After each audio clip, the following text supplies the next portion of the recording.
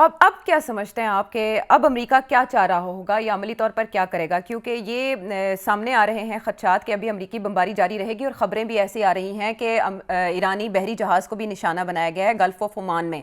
दूसरी तरफ इसराइल भी कह रहा है कि उसने अपने हमले जारी रखे हुए हैं और ईरान की तरफ से भी मल्टीपल टारगेट्स को हिट करने का सिलसिला जारी है। सो ये तसादुम कब तक जारी रहेगा? कौन से और अहदाफ हैं जो अमरीका अब हासिल करना चाहता है कुछ दिन में?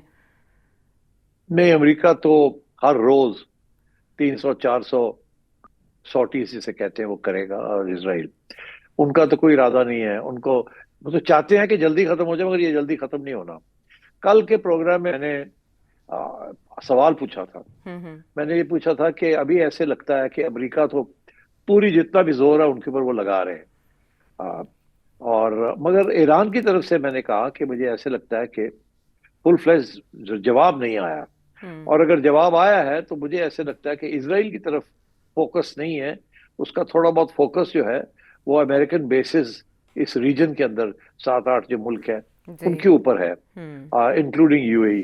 हम्म। तो मेरा सवाल ये था कि ये ठीक है अप टू अ पॉइंट, मगर असली इश्यू तो ये है कि इसराइल के ऊपर बमबारी होनी चाहिए। उसके साथ फिर अमेरिका को फर्क पड़ेगा। अभी तो अगर आप इनके ऊपर करेंगे तो ज्यादा फर्क नहीं पड़ेगा। अच्छा। मगर जब आप सोचते हैं इस चीज को भी, हम्म। तो इधर भी कुछ ना कुछ लॉजिक नजर आती है कि इतना ये ईरानियंस ने जो अगर प्लानिंग की भी है सारी, तो हम्म। ये सोच समझ के ये फैसला किया होगा ना कि शुरू में हमने ये 7 8 मुल्कों के जो ये अमेरिकन बेसिस हैं उनके ऊपर अटैक करना है। हम्म। और उसके बाद फिर हमने अपने कंजर्व करनी है अपनी एनर्जी, अपनी मिसाइल्स, और let America come and Israel come, और वो एक्सपेंड करें अपना जो कुछ करते हैं करते जाएं। अच्छा। और हम जो है अपनी जो लॉन्ग रेंज मिसाइल्स है, बिकॉज आपको पता है कि वो सामने तो नहीं खड़ी होती ना, वो तो हम्म। अंडरग्राउंड होती हैं। उनको फायर करने के लिए निकालना पड़ता है। जब वो निकालते हैं तो फिर सैटेलाइट्स वॉच कर रहे होते हैं कहाँ है कहाँ नहीं है, and they can be targeted. तो हम्म। उन्होंने पहली स्टेज पे अपनी छोटी मिसाइल्स, ड्रोन्स, छोटी मिसाइल्स जो हैं पुराने स्टॉक में से, वो इसराइल की तरफ मारी है। और जी। इधर भी जी। ये गल्फ के अंदर भी, और हम्म। गल्फ के अंदर भी उन्होंने ज्यादातर जो टारगेट किया है उसके दो मकसद थे। एक ये कि सऊदी अरेबिया में उन्होंने फॉर एग्जांपल, और इसराइल के भी उन्होंने ऑयल के जो डेपो है उनके ऊपर एक आध मिसाइल मारी है। हम्म। और बाकी जो ममालिक है वहां भी जो जो कुछ किया है वो भी बड़ा लिमिटेड किया है। ये नहीं कि पूरी बारात चली गई। अब दुबई के अंदर आपने देखा हम्म। 4 5 मिसाइल गिरे हैं। अब दुबई वालों का ये कहना है कि उन्होंने मारे तो 150 थे, हमने गिरा लिए जी। और सिर्फ 4 5 निकले। मेरा नहीं ख्याल कि दुबई वालों के पास इतनी एक्सपर्टीज है कि वो मिसाइल्स गिरा सकते हैं जो आ रही हैं। मेरा ख्याल हम्म। है मारी थोड़ी है, और कोई खास इन्होंने गिराई वाई कोई नहीं, गिराई होगी थोड़ी बहुत, हम्म। मगर फोकस नहीं था, सिर्फ एक इशारा था। अब वो इशारा क्या था और क्यों था? हम्म। क्योंकि उसकी वजह यह है कि जैसे ही ये कुछ मिसाइल्स गिरी हैं हम्म। दुबई में या अबू धाबी में या उधर सऊदी अरेबिया में, इधर उधर, तो इन्होंने फौरी तौर पे ईरान के जो फॉरेन मिनिस्टर है उन्होंने फोन करके वहाँ के जो हेड्स हैं उनको कहा कि हमारा मकसद आपको अटैक करना नहीं था, हम्म। हमारा मकसद था अमेरिकन बेसिस को अटैक करना। जी। जो कि आधी बात है, आधा सच है आधा नहीं सच। क्योंकि अब दुबई एयरपोर्ट को आपने क्यों टारगेट किया? हम्म। वहां तो कोई अमेरिकन बेस नहीं है, जी। And so on. तो हम्म। इसका मतलब है कुछ और भी मकसद था। अब आइए वो मकसद क्या था। इन्होंने जो जो इनकी स्ट्रेटजी है वो बड़ी इंटरेस्टिंग है। उन्होंने सबसे पहले तो अनाउंस कर दिया था कि हम स्ट्रेट ऑफ हॉर्मुज को बंद कर देंगे। हम्म। उसके बाद उन्होंने वो बंद कर दिया। जी। अब वहां से शिपिंग नहीं जा रही। जी। अच्छा, उसके बाद उन्होंने ये मुल्कों के ऊपर भी छोटे छोटे अटैक्स कर दिए, और साथ ये भी कह दिया कि हमारा मकसद नहीं है आपको अटैक करना। जी। दुबई, तो उन्होंने जो एयर ट्रैफिक है वो भी बंद कर दिए। हम्म। तो आप समझें कि sea and air traffic gulf region के अंदर ईरान ने बंद कर दिए, और हम्म। कामयाबी से बंद कर दिए। जी। और अब अगला जो राउंड आएगा वो राउंड आएगा अगेंस्ट इसराइल। अच्छा, मैं before I come to Israel मैं आपको कहूं कि ये क्यों किया उन्होंने इस तरीके के साथ, एयर ट्रैफिक भी बंद कर दी और सी सी लेन भी बंद कर दी। हम्म। अच्छा, ये चाह रहे हैं, ये जो लग ऐसे रहा है इससे जो आप लॉजिकल जो डिडक्शन कर सकते हैं वो ये कि ये चाह रहे हैं कि ये जो 7 8 मुल्क हैं गल्फ के, इनको तकलीफ होनी चाहिए, अच्छा। इनकी इनकी डिस्ट्रक्शन नहीं होनी चाहिए, हम्म। इनकी सिविलियन कैजुअलिटीज नहीं होनी चाहिए। हम्म। हमने इनके साथ जंग नहीं करनी, मगर इनको तकलीफ देनी है। इतनी तकलीफ दें कि ये अब अमेरिका के ऊपर प्रेशर डालें कि जी। हटो, पीछे हटो, हमें बड़ा नुकसान हो रहा है। जी। और इनका नुकसान जो ये करने जा रहे हैं वो माली नुकसान करने जा रहे हैं, हम्म। बिकॉज ये सारे जो वो लोग हैं, ये इसके पीछे सारी इनकी फॉरेन पॉलिसी है।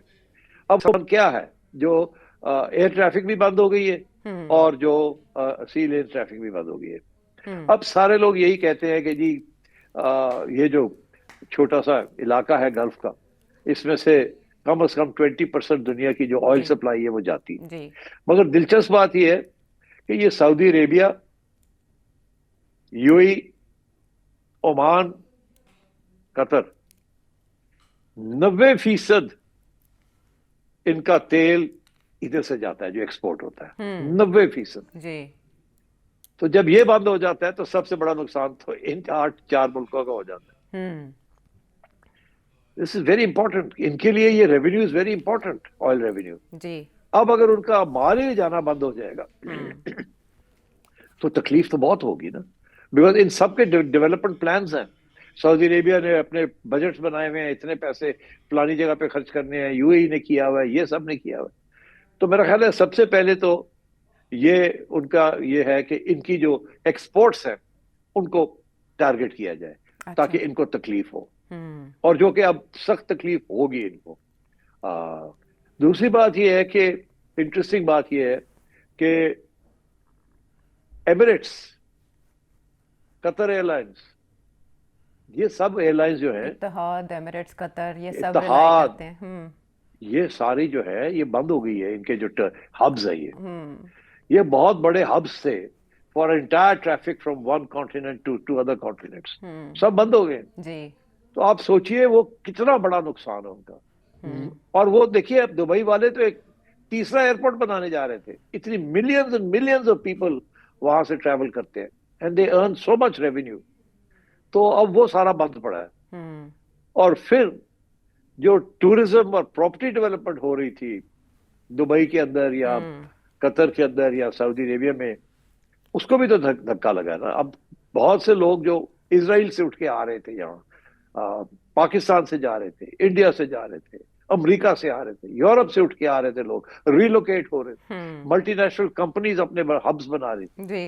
अब सोचो में पड़ जाएंगे ना। अब इतनी जबरदस्त डेवलपमेंट हो रही थी दुबई के अंदर, जी। अब वो सब रुक जाएगी कि जब तक ईरान का मसला हल नहीं होता, कोई भी अब इन्वेस्टमेंट करने के लिए तैयार नहीं होगा दुबई के अंदर या यूएई के अंदर। तो I think this was a thought out strategy कि हमने गिव अप नहीं करना, हमने लंबी जंग लड़नी है, कुर्बानी करनी है, मगर ये सारे लोग जो हैं इनको भी तकलीफ देनी है। अगर हमें तकलीफ इतनी हो रही है तो हम इनको भी तकलीफ देंगे, मगर हम इनके सिविलियंस को पूरा अटैक नहीं करेंगे, मगर डेफिनेटली हम इनको डिस्टेबलाइज कर देंगे। तो वो उसमें मेरा ख्याल है वो कामयाब हो गए। तो I think to answer your question, next stage will be, I think, a full-fledged attack on Israel.